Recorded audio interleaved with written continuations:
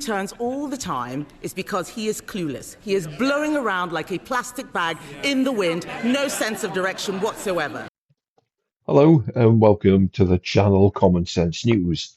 I'm taking a look to say at Kevin Badenoch and Keir Starmer having a go at one another in Prime Minister's questions.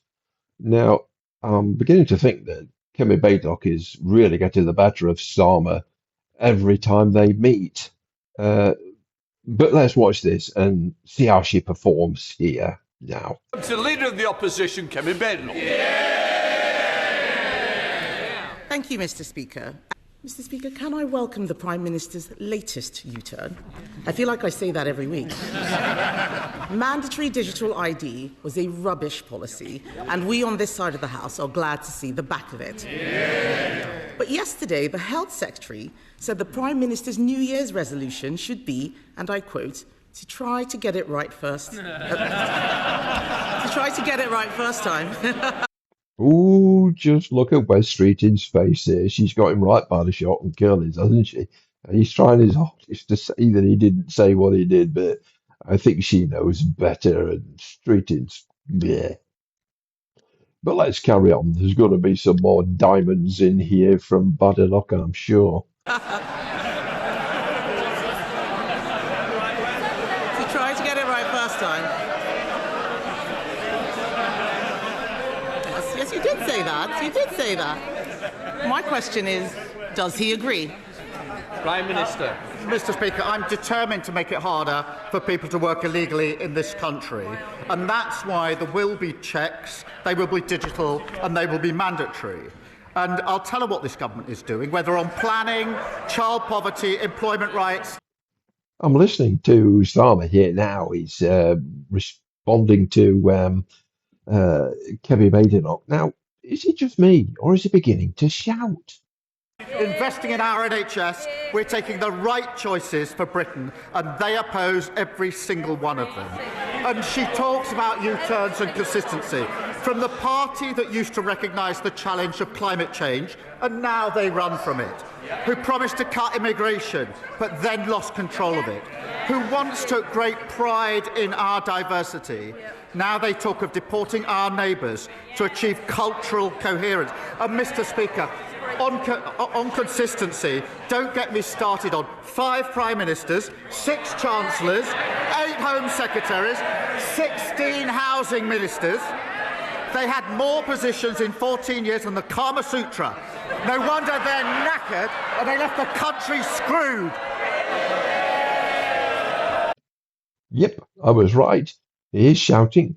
But this was a rare moment for Starmer to have a bit of a joke, but it wasn't particularly a good one, was it? Ugh, the Kama Sutra. What's he on? Kevin Badenoch. A lot of waffle, Mr. Speaker, but it's still a U-turn. The member for Hull East has said, it's so interesting, Mr. Speaker, Labour MPs must think very carefully before defending policy decisions publicly. He said, and I quote, "This stuff leaves us looking really stupid." I'm sorry to tell him, but Labour MPs have been looking stupid for a long time. Now listen to Kevin Badenoch here, right? She's very measured in her tone. There's no raising of voices. And I think her humour is slightly better than Starmer's pathetic effort he tried a few seconds ago.